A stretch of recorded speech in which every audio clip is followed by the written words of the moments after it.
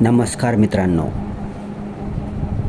महाराष्ट्र राज्य परीक्षा परिषदेतर्फे आयोजित करण्यात येणारी शिक्षक अभियोग्यता व बुद्धिमत्ता चाचणी 2025 किंवा TAIT 2025 एक्झाम किंवा TAIT थर्ड एक्झाम किंवा महाटेट थर्ड एक्झाम किंवा महाटेट 2025 एक्झाम चे ऑफिशियल नोटिफिकेशन आज दिनांक 25 एप्रिल 2025 रोजी महाराष्ट्र राज्य परीक्षा परिषदेच्या official website mscepune.in were published करण्यात आलेली आहे, प्रसिद्ध करण्यात आलेली आहे।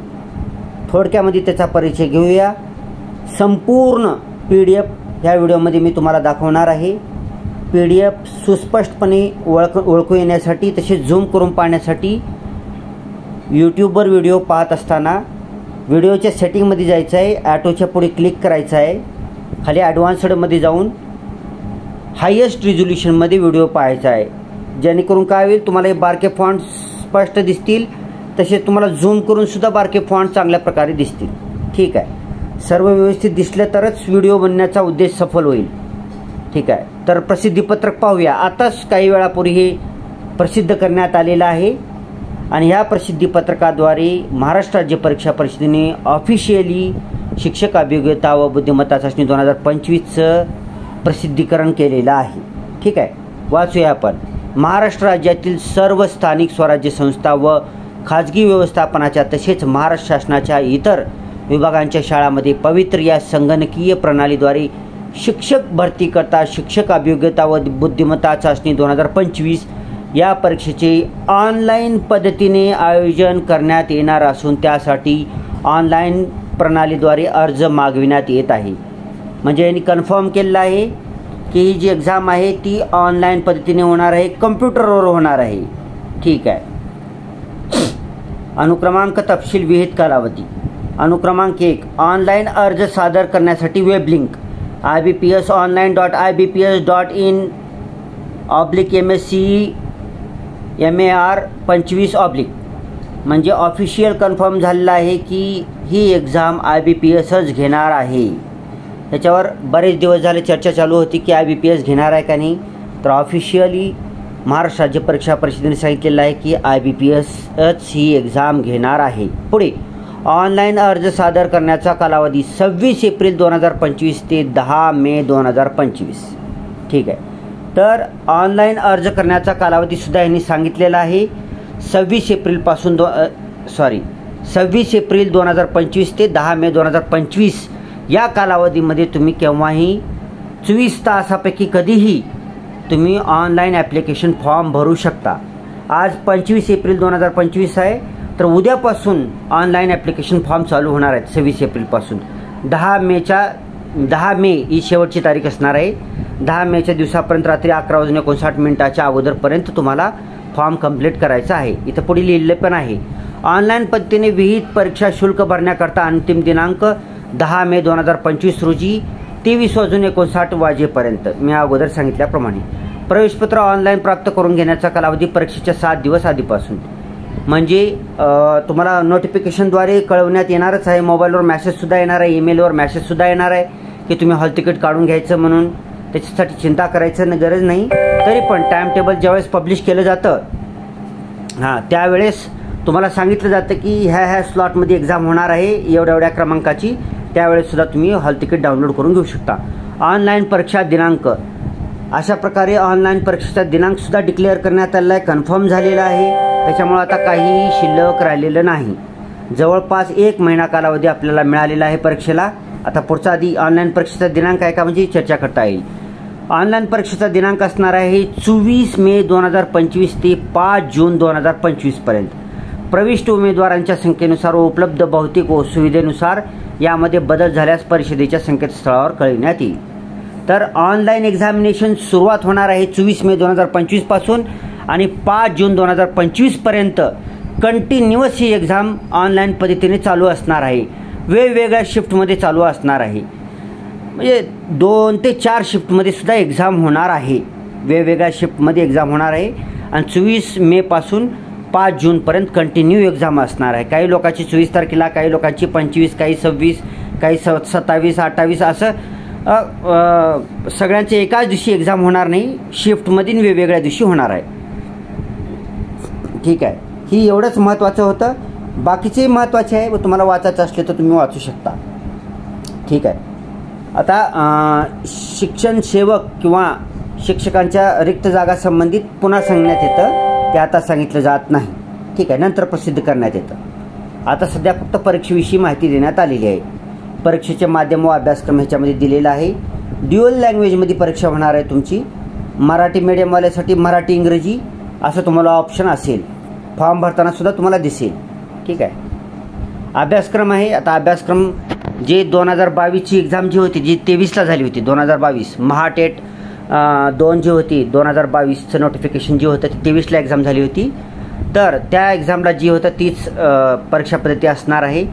सदर परीक्षा एकूण 200 गुणांची राहील. परीक्षेसाठी निवडलेल्या पुढील प्रमाणे 2 घटक राहतील. ठीक आहे. याच्यामध्ये पाहू शकता अभियोग्यता म्हणजे ॲप्टिट्यूडसाठी 60% प्रमाण असणार आहे, म्हणजे 120 गुण असणार आहेत.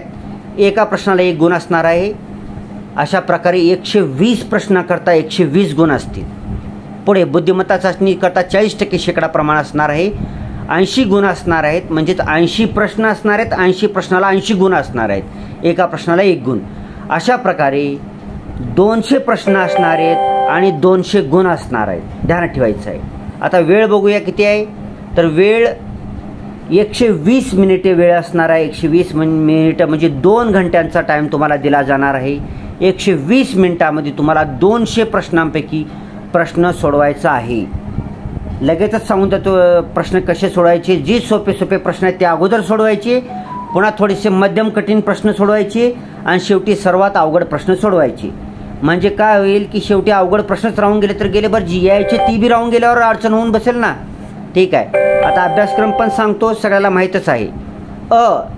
अभियोग्यता या घटकांतर्गत सर्वसाधारणपणे गणितीय क्षमता, वेग आणि अचूकता, भाषिक क्षमता इंग्रजी, भाषिक क्षमता मराठी, अवकाशीय क्षमता, कल, आवड, समायोजन, व्यक्तिमत्व इत्यादी उपघटक राहतील. म्हणजे अभियोग्यतेमध्ये म्हणजे 120 मार्कापैकी. ठीक आहे. त्याच्यामध्ये इंग्रजी असेल, त्याच्यामध्ये मराठी असेल, त्याच्यामध्ये गणितीय क्षमता असतील, असं सगळं काही.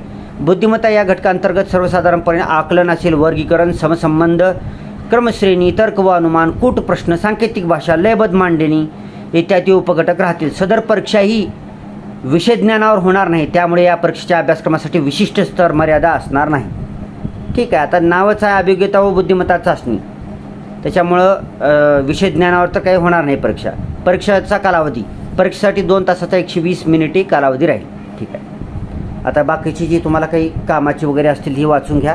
महत्त्वाची तर आपण सांगितलेलं आहे. आरक्षण वगैरे माहिती दिलेली आहे ती पण पाहून घ्या, ती सुद्धा महत्त्वाची आहे. ठीक आहे. आपण पटकन घेऊया. आणि ही वेळ गेलेली आहे नाही, जवळपास तुमच्याकडे 1 महिन्याचा टाईम आहे. व्यवस्थित जी तुम्हाला येत नाही त्याचा अभ्यास करायचा आहे. तुम्हाला येत आहे ती प्रॅक्टिस करायचं आहे. येतं आहे सोडवायचं, पुढे जायचं. येतं आहे सोडवायचं, येणा गेलेलं ते अभ्यास करायचं. येतं आहे सोडवायचं, येणा गेलेलं ते अभ्यास करायचं. असं करून तुम्हाला व्यवस्थित 1 महिना अभ्यास करायचा आहे. इथपर्यंत आलो तसा आपला हा वेळ वाया घालायचा नाही. ठीक आहे. सर्वांना परीक्षेकरता खूप खूप साऱ्या शुभेच्छा. घाबरून जायचं नाही, गोंधळून जायचं नाही. 1 महिना कालावधी आहे. बऱ्याचशा गोष्टी होऊ शकतात 1 महिन्यामध्ये. बऱ्याचशा ध्यानात ठेवायचं आहे. बऱ्याचशा गोष्टी होऊ शकतात. कदाचित तुमची पोस्टसुद्धा निघू शकते, नोकरी लागू शकते तुम्हाला. ठीक आहे. कारण काय आपल्याला ABCD सुरुवात करायचं नाही. ऑलरेडी आपल्याला बरंच काही येतं. जी येणा गेले ती 1 महिन्यामध्ये प्रॅक्टिस करायची, सोडवायचं आहे. बुद्धिमत्तेचा भाग तेवढा आपण नियमित अभ्यास करत नसतो तेवढा कवर करून घ्यायचा आहे. बाकीचे तुम्हाला जनरल नॉलेज वगैरे तर तुम्ही इकडल्या तिकडल्या परीक्षा अभ्यास करत असताना ती येऊनच जातं, त्याची चिंता करायचं नाही. थोडं बहुत मानसशास्त्र वगैरे थोडं वाचन करावे. ठीक आहे. बघून घ्या बाकीचं सगळं. पूर्ण वाचत बसणार नाही, तेवढा वेळ पण आपण खर्च करू नये. ठीक आहे. ऑनलाईन अर्ज करायची पद्धत पण दिलेली आहे. IBPHची वेबसाईट आहे, त्याच्यावर जाऊन तुम्ही करू शकता. कुठल्याही ऑनलाईन सेवा केंद्राची मदत घेऊ शकता तुम्ही. ठीक आहे. कोणालाही भरता येतं.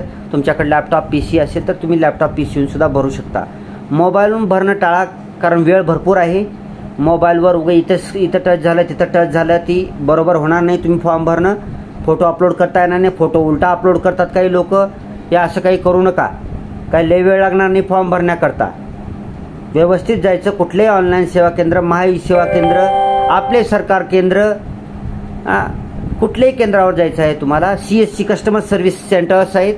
आणि आरामशी जाताना आपला फोटो, आपली स्वाक्षरी एका कागदावर, स्वतः फॉर्म भरायचा आहे. सर्व डिटेल्स स्वतः भरायचं आहे. ठीक आहे. पुन्हा आणि चुकलं तर आणखी पुन्हा चिंता करत बसायची गरज नाही. ठीक आहे. ओके. हाताचा आपलं डाव्या हाताच्या अंगठ्याची निशाणी पण तुम्हाला अपलोड करायची आहे. ते तुम्ही तिथं करू शकता ऑनलाईन सेवा केंद्रावर. ठीक आहे.